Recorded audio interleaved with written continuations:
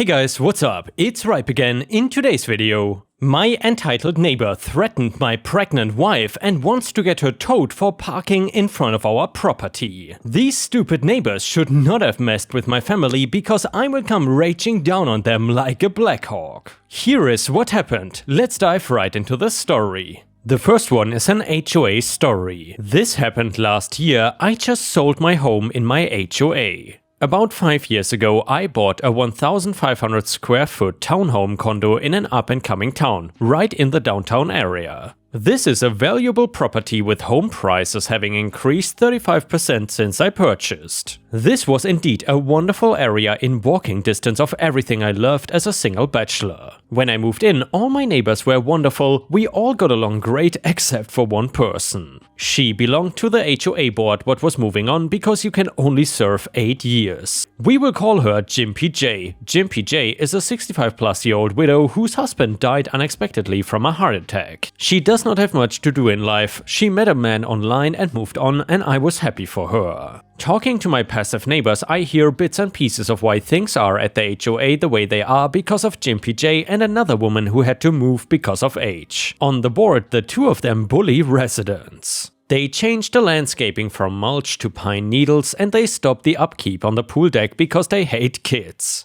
They reported one house for anything and everything because their kids were too loud. She bullied a woman with MS because Jimpy J was feeding feral cats and attracting raccoons and possums near our homes, and animal control was called. Residents did not like her. I then got married and my wife has been living with me for 2+ years now at this point. We are very happy. During this time, Jimpy J began spending more and more time with her new boyfriend. He lives about an hour away from our house in the country. She would initially spend the weekend and then a week there until she began living there all the time with very little time spent here. Maybe 15 minutes to 2 hours a month would be at our complex. Now, at our complex there's only one rule on parking. Each resident is entitled to 2 spots close to their building, but not necessarily in front of your unit, and there's no limit to parking spots you may occupy. Close to it is the keyword. We got new folks on the board who are all under 40 years of age, and the place is starting to get spruced up. We have some friends over regularly and they park in front of our unit. Jimpy J had 2 hip replacements done and we had not seen her in about 7 months. In our little area of the complex, it consists of 8 townhomes that face each other, 4 on one side and 4 on the other. There are 8 spots for 3 homes and a handicapped spot for one of our neighbors. Jimpy J started coming back around in January for longer periods of time. A day in the weekend to go out downtown or to visit friends. She started complaining that we were in her spots. Again, there are no assigned spots. We were willing to move our friends' vehicles for her to another empty spot, that is until she started occupying 2 spots at a time with her vehicle. This behavior continued as she would come in taking 2 spots anytime she was there. The rules in the master deed says no vehicle can take more than 1 spot without written permission from the board of directors or property management group, and cannot continue for more than 2 days with permission. This was to account for residents moving in and out. Suddenly, though, that spring, my wife had a medical issue and was hospitalized for 4 days and on disability for 8 weeks. My mom was the only family member on both sides that had the capability of coming down to where we lived to help us out. She drove down and we needed to occupy 3 spots. I promptly let our property management company know about what was happening, providing them with my mom's make, model and plate number, and that she would be here 6 to 8 weeks just in case anyone had an issue. Jimpy J's first time home in 6 weeks, we had a car in front of her house, but she had room for her vehicle. Of course, she marched over and banged, and I mean it was loud, on the door, demanding that we move the car, and tried to open my front door and walk in my home.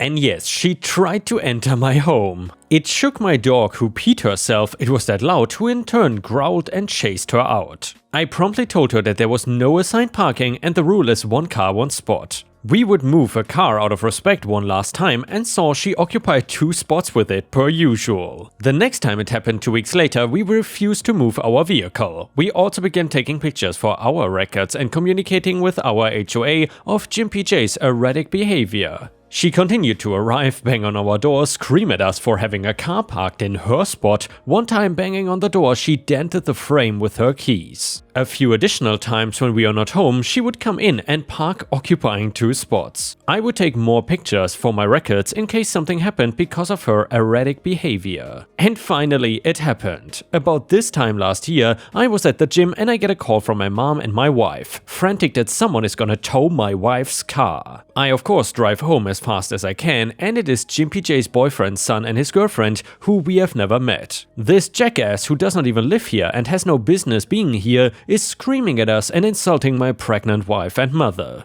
My mother-in-law pays XXX dollars a month for these spots. You guys are breaking the rules. I'm gonna tow their SUV, all while drinking beer. Now, we know he cannot do anything except scream and try to intimidate us outside. He then calls his mother-in-law, who is not married to his father, about the situation. Jimpy J drives an hour to our complex. When she gets here, she parks her car behind all 3 of ours and gets out, blocking us in, and I had enough. I quickly snapped some pictures. I also called the police. I will not feel unsafe or be harassed in my neighborhood by people who don't live there or are barely there. Jimpy J quickly realizes I called the police and moves her car. I print out all my documentation, pictures and communication from the HOA. I shower quickly because I'm disgusted from the gym and throw on a nice polo shirt and shorts. Pregnant wife sits in her rocking chair and my mother sits calmly at the kitchen table. The police arrive and we can see them hollering, waving arms widely and screaming. The police come to the door and we kindly open up. Jimpy J tries to walk in before I block her and ask her to leave my property and invite the police officers inside. We apologized that we even have to call them over something so petty, but our neighbor is acting crazy and her behavior has been escalating. We explain what's happening, show them communication from the HOA, show them pictures, and the officer quickly had enough of these pieces of crap. He imposes a no trespass order on my porch and will not let her near my property. If she steps foot on our walkway, she's in violation of the order and she will be arrested. We watch him go back out and explain calmly to her, and she starts screaming along with her boyfriend's kid and his girlfriend. This goes on for a while and the officer calls for backup and a second car arrives promptly. Jimpy J promptly declares it is her property too, she pays her fees and that he cannot do that because everything is community property outside of her home. She goes and marches up to my stoop and he arrests her. Charges her with disorderly conduct and harassment. The police then tell Jimpy J's boyfriend's son to go home. He promptly gets in his truck with his girlfriend and they drive off. As soon as he hits the road outside of our complex, the second officer pulls him over for DUI. That's right, the drunk guy screaming at my wife and mother had been drinking the entire time and was loaded.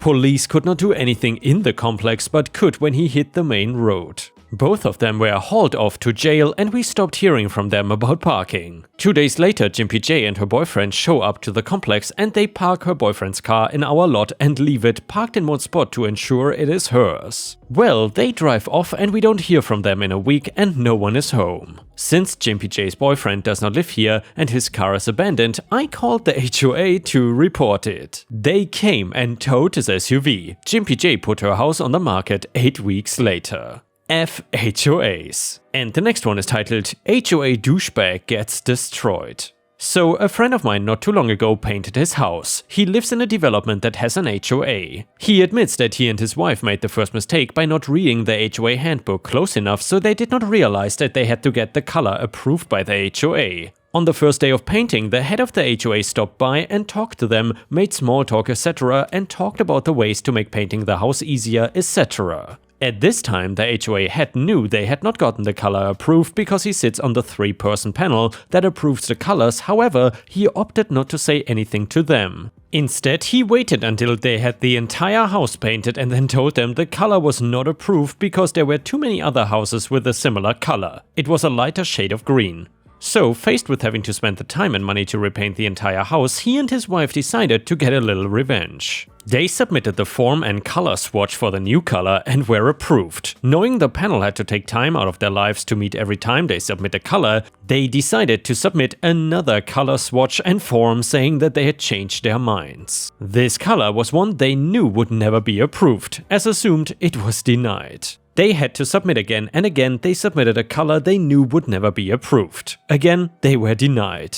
They repeated this 4 or 5 times before the HOA head contacted them and told them the first swatch they submitted was still approved and not to submit another swatch for approval. They were tired of playing games. He replied telling him that it turns out that color is no longer available and they needed to submit one last swatch, which of course was a color they knew would not be approved. This time the HOA told them if they submitted another unapprovable swatch they would be fined and billed for the panel's time. He submitted another one that was a color he knew would never be approved, and with it a photocopy of the page from the handbook covering the process of getting a color approved. He pointed out that there was nothing in there that mentioned any limit to a number of swatches a person could submit. This entire process took a few months. After 8 or 9 swatches that were denied, the head of the HOA was fuming mad and showed up at their door telling them he was not leaving until they had decided on a color for the house. My friend pointed out that the handbook says the only way for a color to be approved was with a vote from the full panel. The HOA head called the other 2 people, they came over, and once they were all sat down, he and his wife shuffled through about 10 different swatches of crazy colors before finally showing them one that was a light green color. Frustrated, they approved it and left. A few weeks later, the head of the HOA contacted him to see when they were gonna paint, and he told them they already had. The swatch that they had approved was the color the house was already painted in.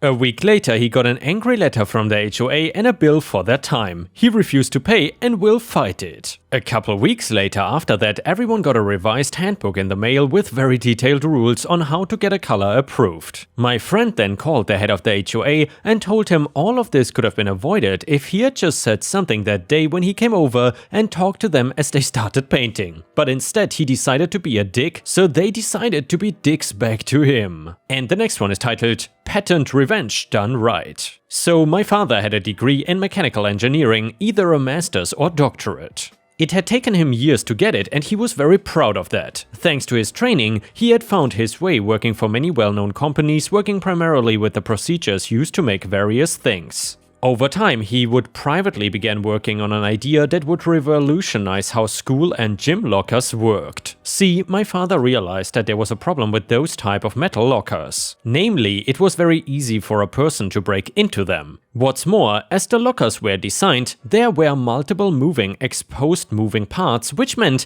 that if a student put too many books in one, or really anything got against the door, the locker could be jammed shut, making it near impossible to open it. So for several years, Dad toyed with a number of ideas before hitting on a new design which would solve all those problems. The inner workings of the locker's locking mechanism would be contained within the door in such a way that 1. It was impossible for someone to shim or break into, and 2. The entire mechanism would be enclosed, and 3. It was relatively maintenance-free. Now, at this point, my father was the vice president of manufacturing, and apparently there was not a clause in his contract that said if he designed anything while working for the company, then he had to turn that over to them for profit. Dad still approached the company offering them the design, but they were not interested. So my dad sat on the design for a while before eventually just taking out several patents on them and then forgetting about them.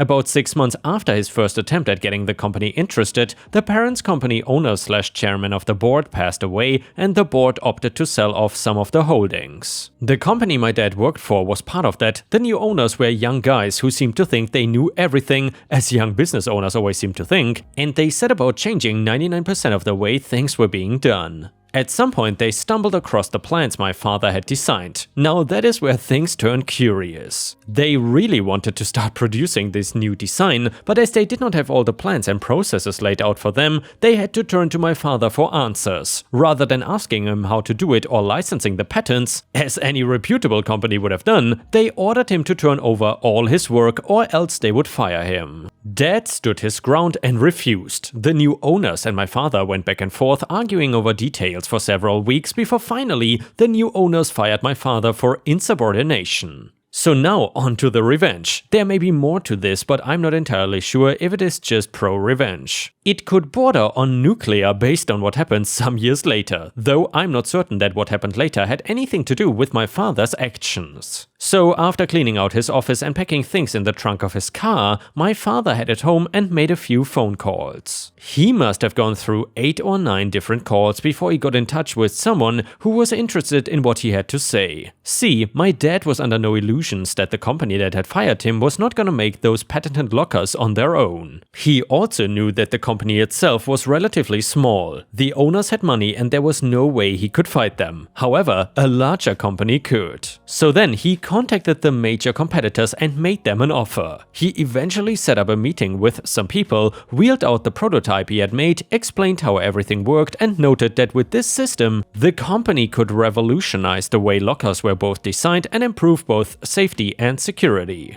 What's more, as he was the only patent holder for the next 7 years or so, that company could be the only company to produce them. The competitor jumped at the chance and bought all patents both for the design and the process. They even paid my dad a substantial consultancy fee to go out to their manufacturing site and teach their crews how to make the needed tools and die sets to produce them. Less than 6 months after the first company had fired him, their #1 competitor was completely destroying them in the market with this new design. And there was not a damn thing the first company could do about it. Of course, they did try suing my father, claiming he had stolen their intellectual property, but that case quickly evaporated when they had to admit under oath that they had never actually signed a contract with him. And also there was no requirement that he turn over anything he created to the company. In the 7 years from when the second company bought the locker design and process patents, they pretty handily moved into markets that previously they had been unable to. The first company soldiered on, but by the time the patent had finally expired, they were a shadow of their former selves. The new owners had sold the company at a loss, with the competitor buying it only to shut that production facility down due to redundancy.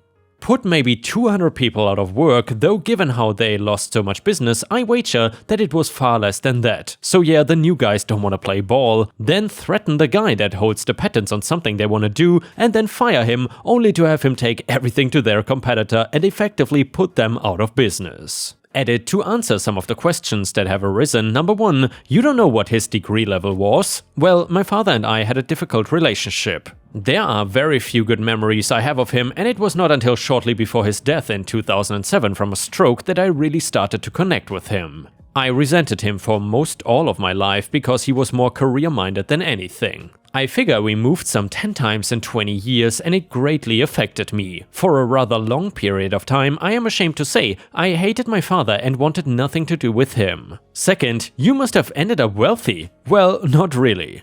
Any money that Dad earned off his little endeavor was lost after an incident that left him disabled. Medical bills being what they are, by the end of it we were pretty much broke. 3. Patents last 20 years. Well, design patents don't. They last 14, but the courts have historically sided with companies infringing on design patents after 7 years, so as long as the infringing company develops their own method to produce whatever design is being used and modifies or changes it, it is fine. #4, what company was this? You know I cannot tell you that. #5, any variation of how did the new owners not know? That answer is pure speculation on my part. However, I got the impression that the new owners were in their mid to late 20s and trying to act like investors. The company was on offer relatively cheap from what I know, but had a rather long history in the manufacturing field. And wow, Ripe Stars, I gotta say, that was a pretty fascinating revenge story that you don't see every day. However, I feel kind of bad for OP that he said he never really had a good relationship with his dad pretty much up until his death. I'm not exactly sure what his dad did wrong in life, and there probably have been issues, but at least judging by this story, he must have been at least some sort of legend. But then again, I don't really want to get involved in any sort of family drama of other people. I can just judge objectively what I see on Reddit. And guys, with this we have reached the end of the video. However, if you cannot get enough of my content, then either check out my binge watch playlist, which has thousands of hours of content, and if you still don't have enough, please don't forget to either check out my Patreon at patreon.com/ripeyoutube or subscribe to my membership program here on YouTube for exclusive videos that you won't find anywhere else. Thank you so much, and I will see you again tomorrow.